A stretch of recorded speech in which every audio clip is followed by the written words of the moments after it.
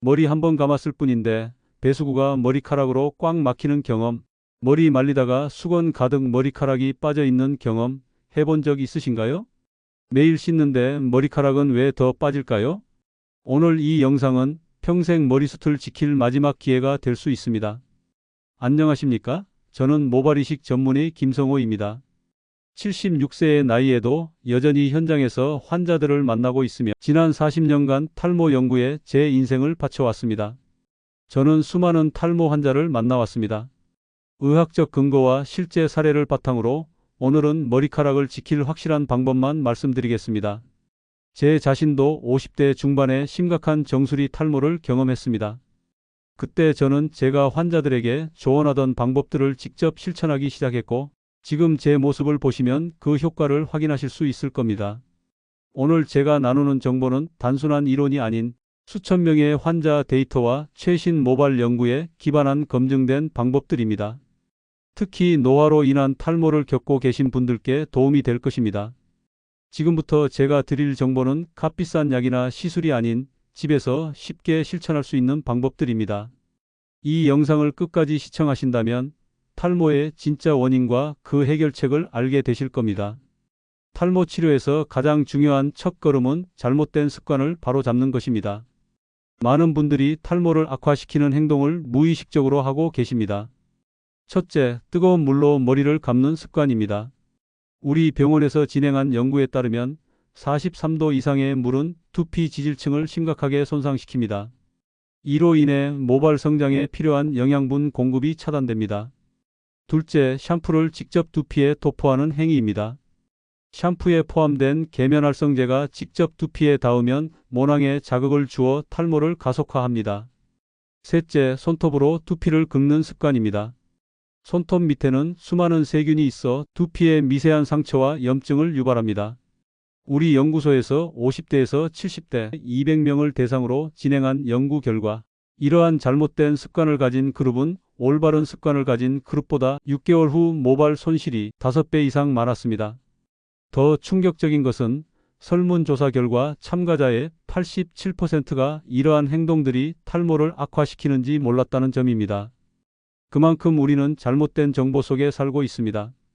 또한 많은 분들이 탈모는 유전적인 것이라 어쩔 수 없다고 생각하고 포기해 버리는데, 실제로 탈모의 원인은 유전이 30%, 생활습관이 70%를 차지합니다. 같은 유전자를 가진 쌍둥이라도 생활습관이 다르면 머리 상태가 완전히 달라질 수 있습니다. 이는 조기 관리가 무엇보다 중요하다는 것을 의미합니다. 머리카락은 한 번 빠지면 되돌리기 어렵지만 미리 예방하는 것은 충분히 가능합니다. 오늘날 많은 사람들이 스트레스, 불규칙한 식습관, 환경오염 등으로 인해 탈모 위험에 노출되어 있습니다. 하지만 올바른 두피 관리 습관을 통해 이러한 위험 요소를 최소화할 수 있습니다. 이제 일상생활에서 쉽게 실천할 수 있는 탈모 예방법에 대해 알아보겠습니다. 첫째, 식이요법입니다. 단백질, 비타민, 미네랄이 풍부한 균형 잡힌 식단은 건강한 두피와 모발 성장에 필수적입니다. 특히 오메가3, 지방산, 아연, 비오틴이 풍부한 식품을 섭취하는 것이 좋습니다. 둘째, 스트레스 관리입니다. 지속적인 스트레스는 모발 성장 주기를 방해하고 탈모를 촉진할 수 있습니다. 요가, 명상, 규칙적인 운동을 통해 스트레스를 효과적으로 관리하세요. 셋째, 과도한 스타일링을 피하는 것입니다. 뜨거운 헤어드라이어, 고데기 등의 열도구는 모발을 손상시킬 수 있습니다. 사용 빈도를 줄이고 사용 전에는 반드시 열 보호제를 바르세요. 넷째, 정기적인 두피 마사지입니다. 손가락 끝으로 두피를 부드럽게 마사지하면 혈액순환이 촉진되어 영양소가 모낭에 더 잘 전달됩니다. 다섯째, 충분한 수면을 취하는 것입니다. 수면 중에 우리 몸은 회복되고 성장하므로 밤에 7시간에서 8시간의 질 좋은 수면은 건강한 모발 성장에 필수적입니다. 이제 많은 분들이 잘못 알고 계시는 탈모 관리법과 주의사항에 대해 설명드리겠습니다. 첫째, 두피를 너무 자주 씻는 것은 오히려 역효과를 낼 수 있습니다. 매일 샴푸를 하면 두피에 천연 오일이 제거되어 두피가 건조해지고 민감해질 수 있습니다. 하루나 이틀에 한 번 정도 머리를 감는 것이 이상적입니다. 둘째, 모자를 항상 쓰는 것도 주의해야 합니다. 모자는 두피의 통풍을 막아 땀과 열이 쌓이게 하여 두피 환경을 악화시킬 수 있습니다. 셋째, 과도한 제품 사용입니다. 다양한 스타일링 제품을 동시에 사용하면 두피에 잔여물이 쌓이고 모공이 막힐 수 있습니다. 제품은 최소한으로 사용하고 사용 후에는 철저히 세정해야 합니다. 넷째, 타이트한 헤어스타일을 피해야 합니다.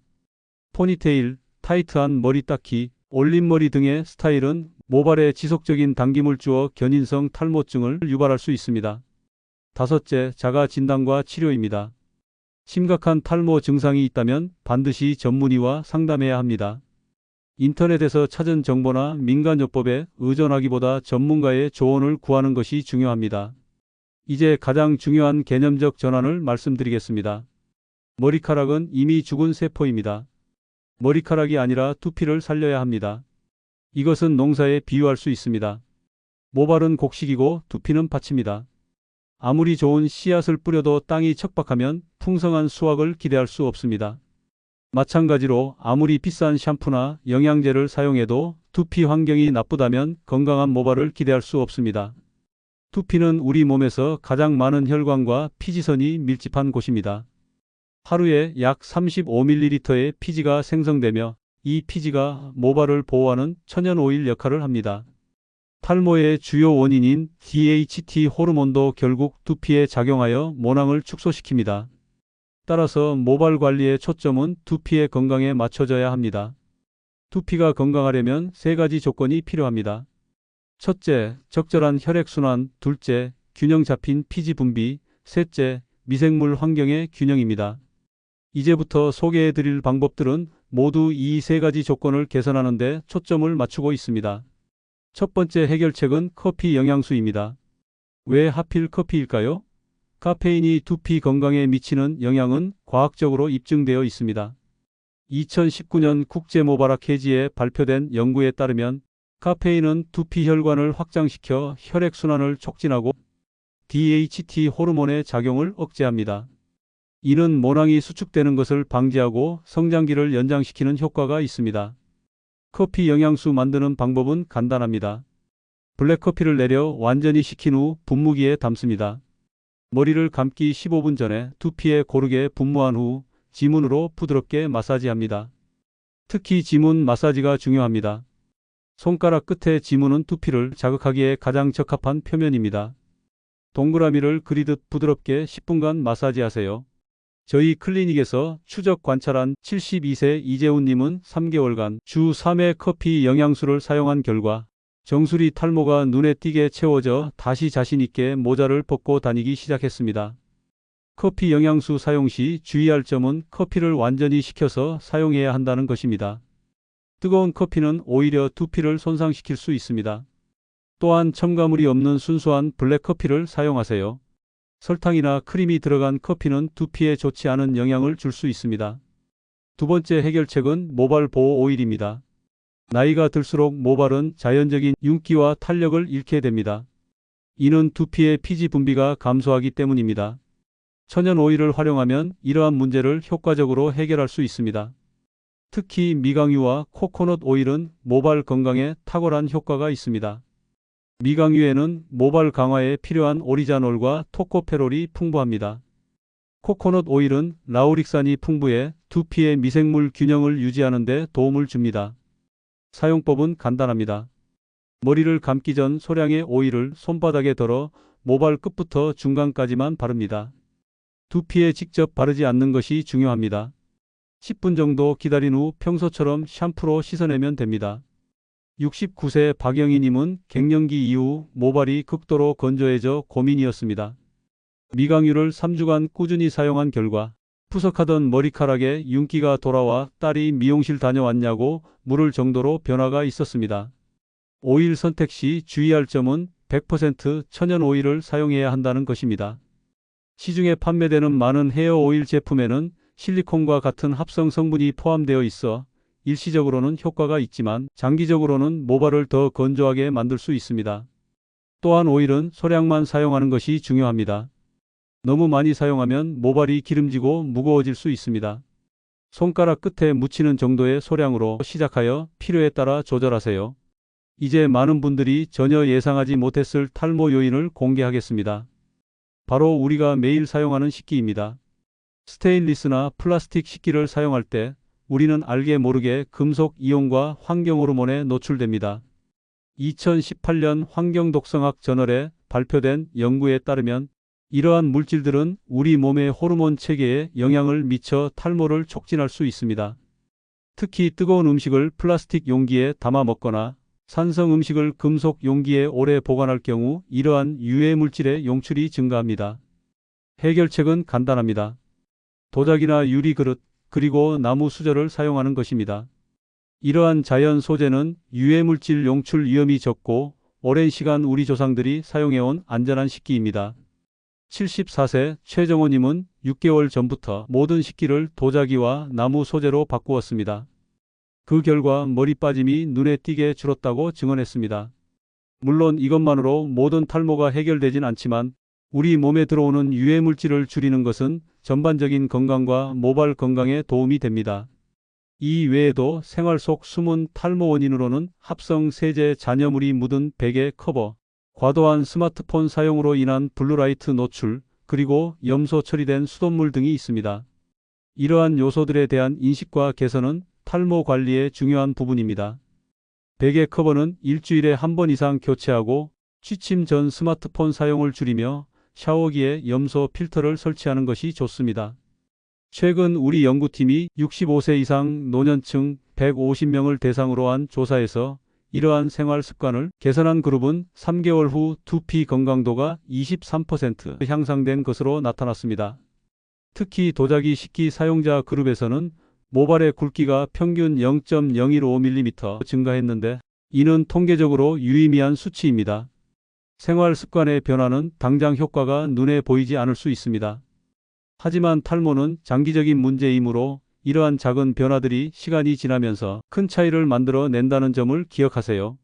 이제 가장 기본적이면서도 많은 분들이 잘못 실천하고 계시는 머리 감기 루틴에 대해 말씀드리겠습니다.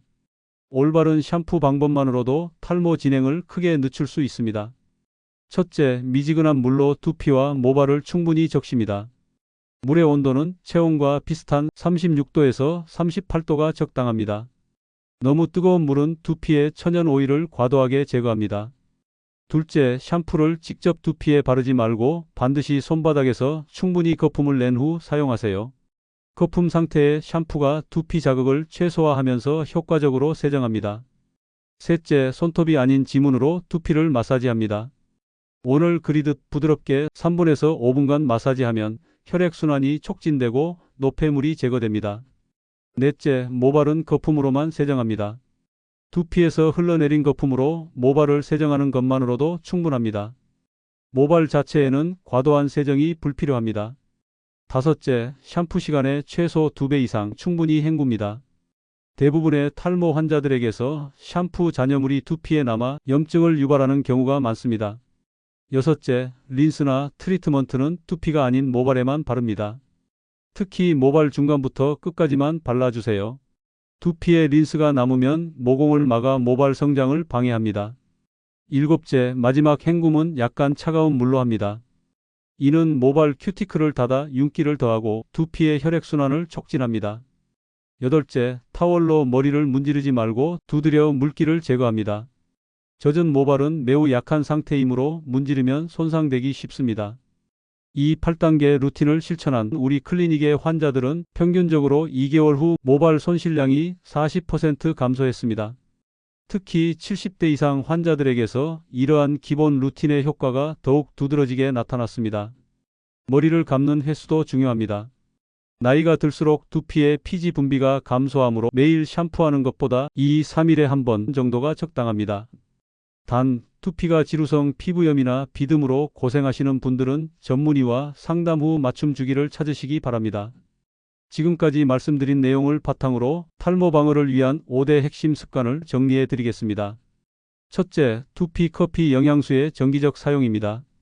일주일에 2-3회 식은 블랙커피를 두피에 분무하고 지문으로 마사지하세요. 카페인의 혈관 확장 효과와 항산화 성분이 두피 환경을 개선합니다. 둘째, 모발 오일 코팅입니다. 일주일에 1, 2회 머리 감기 전에 소량의 미강유나 코코넛 오일을 모발 끝에서 중간까지만 발라주세요. 특히 계절이 바뀌는 환절기나 겨울철 건조한 시기에는 횟수를 늘리는 것이 좋습니다. 셋째, 올바른 세정 습관입니다. 앞서 설명한 8단계 샴푸 루틴을 따라 두피의 자극을 최소화하면서 효과적으로 세정하세요. 특히 미지근한 물 사용과 충분한 헹굼이 중요합니다. 넷째, 안전한 식기 사용입니다. 스테인리스나 플라스틱 대신 도자기, 유리, 나무 등 자연 소재의 식기를 사용하세요.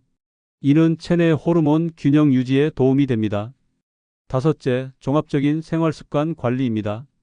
충분한 수면, 스트레스 관리, 균형 잡힌 영양 섭취가 모발 건강의 기본입니다.